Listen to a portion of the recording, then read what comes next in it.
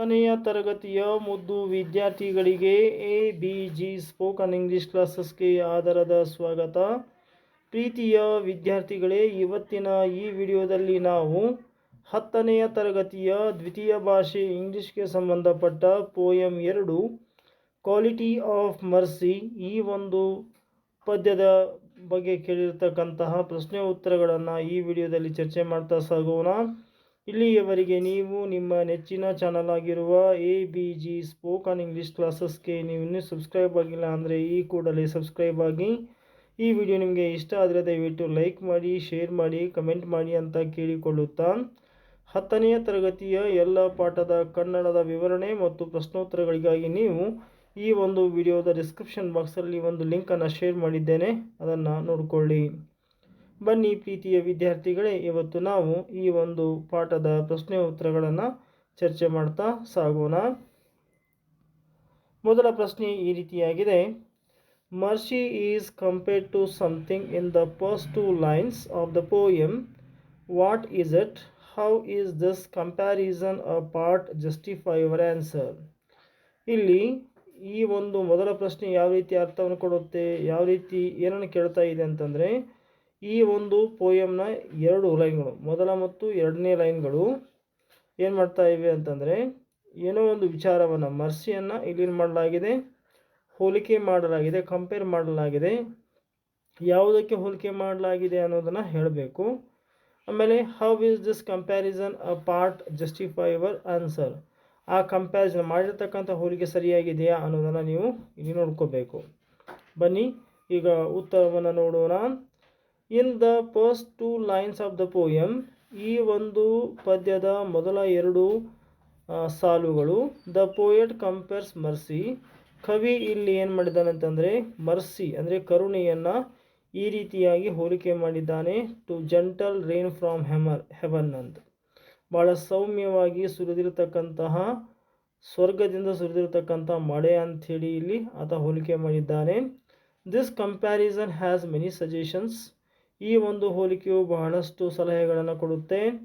First of all, ಮೊದಲನೆಯದು, it signifies that, ಇದು ಏನು ಮಹತ್ವ ಹೇಳುತ್ತೆ ಅಂತಂದರೆ, just as the gentle rain is one of the natural phenomena ಅಂತ ಹೇಳ್ತಾರೆ.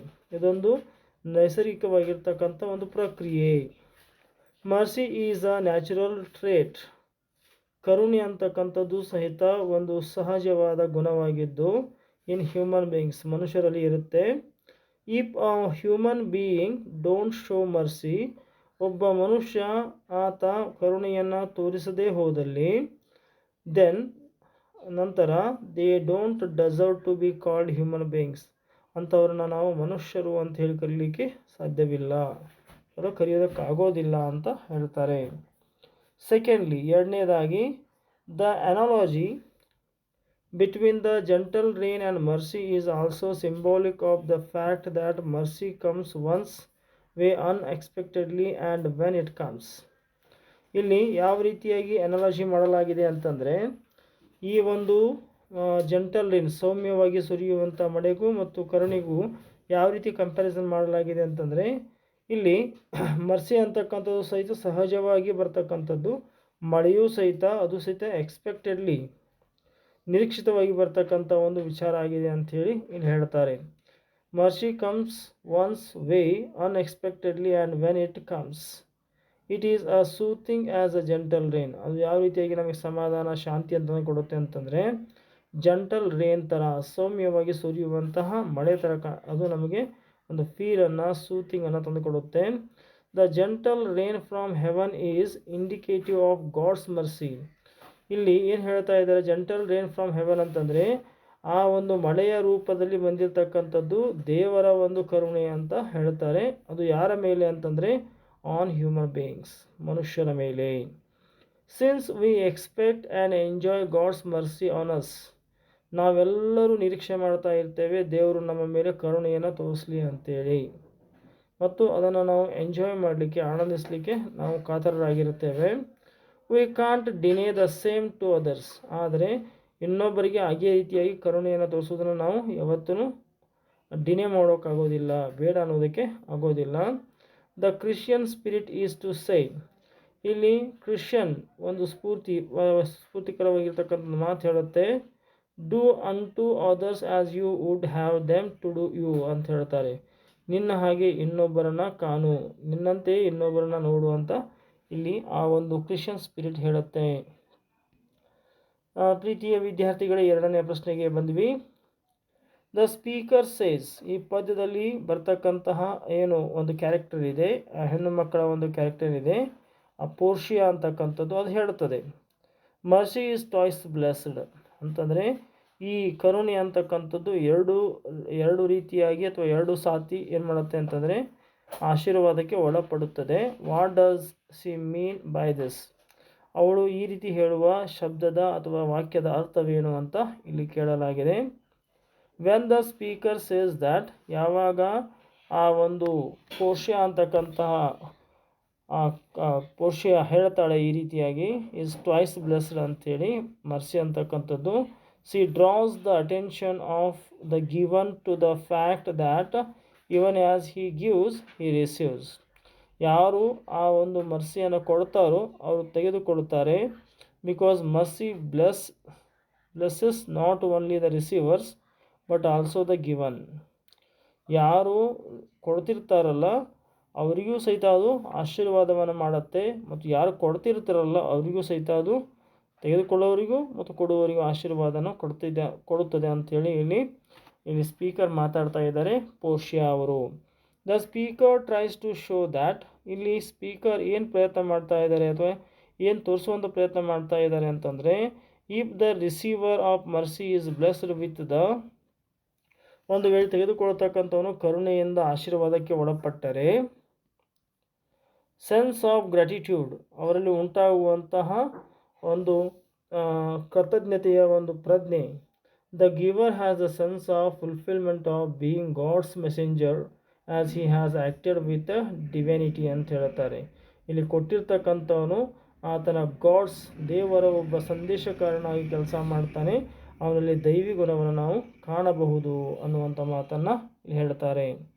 ಇನ್ನು ಮೂರನೇ ಪ್ರಶ್ನೆಗೆ ಬಂದುಬಿಟ್ಟು, sceptre shows the force of temporal power, it contrast what are whose quality does mercy stand for ಅಂತ ಕೇಳ್ತಾ ಇದ್ದಾರೆ. ಇಲ್ಲಿ ಸ್ಕ್ಯಾಪ್ಟರ್ ಅಂದರೆ ರಾಜನ ರಾಜದಂಡವು ಇಹಲೋಕದ ಶಕ್ತಿಯ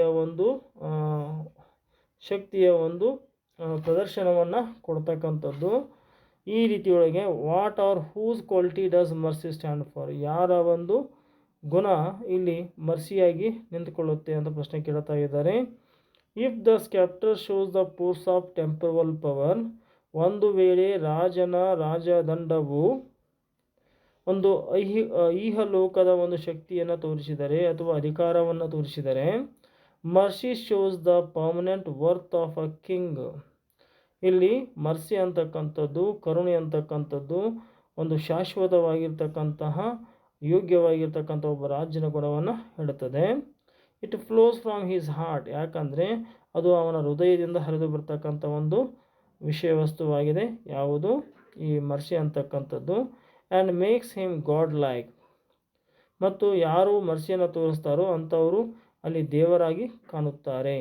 it is only when the monarch has the quality of mercy, ಯಾವಾಗ ಒಬ್ಬ ರಾಜ ಕರುಣೆ ಅಂತಕ್ಕಂಥ ಗುಣವನ್ನು ಹೊಂದಿರುತ್ತಾನೆ, that he can do justice to the concept of the king is divine, ಈ ಒಂದು ವಿಚಾರ ಏನು ಮಾಡುತ್ತೆ ಅಂದರೆ ನ್ಯಾಯಯುತವಾಗಿ ರಾಜ ದೇವನೆಂದೇ ಹೇಳುತ್ತೆ.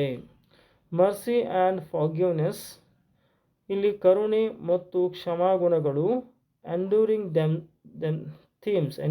Themes that forward Shakespeare's works, ಇಲ್ಲಿ ಶೇಕ್ಸ್ಪಿಯರ್ ಅವರು ಬರೆದಿರ್ತಕ್ಕಂಥ ಏನು ಭಾಳಷ್ಟು ಕೃತಿಗಳಿವೆ, ಆ ಕೃತಿಗಳಲ್ಲಿ ಮರ್ಸಿ ಮತ್ತು ಫಾರ್ಗಿವ್ನೆಸ್ಸನ್ನು ಭಾಳಷ್ಟು ಚೆನ್ನಾಗಿ ವರ್ಣನೆ ಮಾಡಿದ್ದಾರೆ ಅಂತ ಹೇಳ್ತಾರೆ.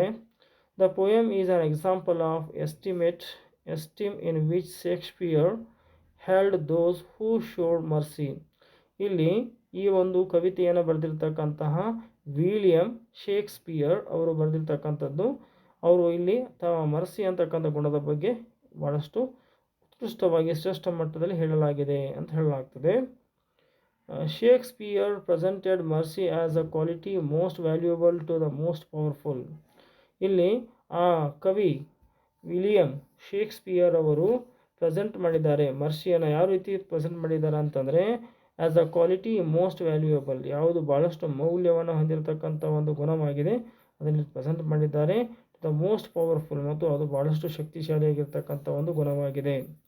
ಸ್ಟ್ರಾಂಗೆಸ್ಟ್ ಆ್ಯಂಡ್ ಹೈಯೆಸ್ಟ್, ಬಲಿಷ್ಠ ಮತ್ತು ಭಾಳಷ್ಟು ಏನು ಹೈಯೆಸ್ಟ್ ಪೀಪಲ್ ಇನ್ ಸೊಸೈಟಿ, ಅದು ಅವರು ಎತ್ತರದ ಸ್ಥಾನವನ್ನು ನಿರ್ಧರಿಸುತ್ತೆ ಕ್ವಾಲಿಟಿ ಅಂತಕ್ಕಂಥದ್ದು ಅಂತ ಹೇಳ್ತಾ ಇದ್ದಾರೆ. ಇನ್ನು ಪ್ರಶ್ನೆ ನಂಬರ್ 4 ನೋಡ್ತಾ ಇದ್ದೇವೆ. Some trades are qualities are mentioned below. Classify them into 2 categories of temporal power and divine godly attributes: love, revenge, sympathy, tyranny, cruelty, and miserliness. Well, mercy, hatred, and tit for tat attitude, compassion. So here first one is temporal power. ಯಾವ ಅಂತ ನೋಡೋಣ. ಅಂದರೆ temporal ಆಗಿ ಉಳಿದಿರ್ತಕ್ಕಂಥದ್ದು ಈ ಲೋಕದ ಗುಣಗಳು revenge, shade ಆಗಿರ್ಬೋದು, tyranny, cruelty, miserliness, tit for tat attitude. These are the temporal power or temporal qualities. And divine attributes ಅಂದರೆ ದೇವರಿಂದ ಆಶೀರ್ವಾದಕ್ಕೊಳಗಾಗಿರ್ತಕ್ಕಂಥ ಕೆಲವು ಗುಣಗಳಿವೆ. The first one is love, sympathy, mercy and compassion ಅಂತ ಹೇಳ್ತಾರೆ. ಇನ್ನು ಪ್ರಶ್ನೆ ನಂಬರ್ ರೀಡ್ ಆ್ಯಂಡ್ ಅಪ್ರಿಷಿಯೇಟ್ ಅಂತ ಇದೆ. ಇದನ್ನು ನೀವು ಓದಬೇಕು ಮತ್ತು ಮೆಚ್ಚುಗೆಯನ್ನು ವ್ಯಕ್ತಪಡಿಸಬೇಕು ಅಂತ ಕೇಳಲಾಗಿದೆ. Read the first 2 lines, explain in the simile, comparison briefly ಅಂತ ಹೇಳಿದರೆ ಜಸ್ಟ್ ಇದನ್ನು ಓದ್ತಾ ಹೋಗ್ತಾ ಇದ್ದೇನೆ ವಿದ್ಯಾರ್ಥಿಗಳೇ. In the first 2 lines of the poem, the poet compares mercy to gentle rain from heaven. This comparison has many suggestions. First of all, it signifies that just as gentle rain is one of the natural phenomena, mercy is the natural trait in human beings. If human beings don't show mercy, then they don't deserve to be called human beings. Secondly, the analogy between the gentle rain and mercy is also symbolic of the fact that mercy comes one's way unexpectedly, and when it comes, it is as soothing as gentle rain. Thirdly, the gentle rain from heaven is indicating of God's mercy on human beings. Since we expect and enjoy God's mercy on us, we can't deny the same to others. Next, how do you interpret the speaker's interpretation of mercy as a twice blessed? If mercy is shown to somebody, the giver is blessed, and simultaneously the person who receives mercy also blessed. So according to the speaker, it is twice blessed. The interpretation is also follows in nature. If the cloud is blessed, it showers the rain on the earth. On the other hand, the earth also gives trees and fruit if it is blessed. That means both the cloud giver and the earth receiver were blessed twice. It is vice versa. Third question, the speaker compares the power of king with the power of mercy, saying that mercy is mightiest of the mightiest. How does she justify this? The throned kings had the power to rule. They carry their scepter, which indicates their royal power. The scepter is also a symbol of their majesty. They can create a dread and fear in the hearts of their people by using their worldly power. But mercy is the divine quality. If the monarchs and imbibed mercy is their heart, they became like God. Mercy can overrule the temporal power, and kings are changed like God. So the speaker compares both and says that mercy is mightiest of the mightiest. Can you think of any story where in such virtues as mercy, compassion, and sacrifice are highlighted? If so, narrate them in the class. The story posted on Mail Online on Sunday, April 2000 27 2014 is an amazing story of mercy and forgiveness. A mother whose only child was should died showed the ultimate forgiveness by inviting her son's killer to live next door. Mary Johnson, 59, now lives in the apartment adjoining the home of 34 years old Oshia Israel, and they share a porch. In February 1993, Mr. Johnson's son, Larmian Badri 20, was shot in the head by 16 years old Israel after an argument at the party in Minneapolis and Minnesota. Israel was involved with the drugs and gangs, was tried as an adult and sentenced to 25 and a half year. He served 17 before being released. He know he now lives back in the neighborhood where he grew up, next door to the mother of the young man he murdered. Mr. Johnson says that she originally wanted justice to see Israel locked up for what he had done. However, later she decided to found a support group and counseled mothers whose children had been killed and encouraged them to reach out to the families of their murderers who were victims of another kind. Then, just a few years ago, the 59 years old teacher and a devout Christian asked if she could meet Israel at Minnesota's Stillwater State Prison. She said she felt compelled to see if there was a way in which she could forgive her son's killer. The first he refused, but then 9 months later changed his mind. Israel said he was shocked by the fact she wanted to meet him. She said, I believe that first thing she said to me was, look, you don't know me, don't know you. Let us just start with the right now. And I was baffled. The pair met regularly after that. When Israel was released from prison around 18 months ago, Mr. Johnson introduced him to her landlord, who, with her blessing, invited Israel to move into the building. Mr. Johnson and Israel are now close friends, a situation that she puts down to her strong religious belief, but say she also has a selfish motive. She said forgiveness is like a cancer, it will eat you from the inside out. It is not about that other person. Me giving him does not diminish what he is done. Yes, he murdered my son, but the forgiveness is for me. Mary Johnson wears a necklace with a two-sided locket. On one side are photos of her and her sons. The other has a picture of Israel. Israel admits she still struggles with the extraordinary situation he finds himself in. He said, I have not totally forgiven myself yet. I am learning to forgive myself, and I am still growing towards trying to forgive myself. He still now hopes to prove himself to the mother of the man he killed. He works at a recycling plant during the day and goes to college at night. He says he is determined to pay back Mr. Johnson's clemency by contributing to society. He visits prisons and churches to talk about forgiveness and reconciliation. Mr. Johnson after joins him and they tell their story together. He added, a conversation can take you a long way. Fifth one, this poem has 14 lines, but it is not a sonnet. Look at the ending of the lines and justify the statement.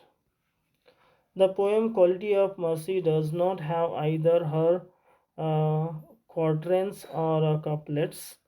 Neither does it have the usual rhyme scheme. In fact, what we see here are a free verse which is an open from the poetry.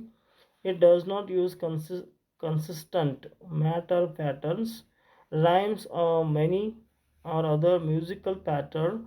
It thus tends to follow the rhyme of natural speech. This is understandable as the selected piece is an extract from Shakespeare's play The Merchant of Venice. There are 14 lines in a Shakespearean sonnet. The first 12 lines are divided into three quatrains with the 4 lines each. In the three quatrain, the poet establishes at a theme of an or problem and then solves it in the final 2 lines called the couplet. The rhyme scheme of the quatrain is AB AB, CD CD, EF EF. The couplet has the rhyme scheme GG. This sonnet structure is commonly called the English sonnet or Shakespearean sonnet and distinguish it from the Italian uh, Patrician sonnet, from which has two parts, a rhyming octave and a rhyming setlet. So ಪ್ರೀತಿಯ ವಿದ್ಯಾರ್ಥಿಗಳೇ, ಇಲ್ಲಿಯವರೆಗೆ ನೀವು ನಿಮ್ಮ ನೆಚ್ಚಿನ channel ಆಗಿರುವ ABG spoken English ಕ್ಲಾಸಸ್ಗೆ ನೀವೇನು subscribe ಆಗಿಲ್ಲ ಅಂದರೆ ಈ ಕೂಡಲೇ ಸಬ್ಸ್ಕ್ರೈಬ್ ಆಗಿ. ಈ ವಿಡಿಯೋ ನಿಮಗೆ ಇಷ್ಟ ಆದರೆ ದಯವಿಟ್ಟು ಲೈಕ್ ಮಾಡಿ, ಶೇರ್ ಮಾಡಿ, ಕಮೆಂಟ್ ಮಾಡಿ ಅಂತ ಕೇಳಿಕೊಳ್ಳುತ್ತಾ ಧನ್ಯವಾದಗಳು.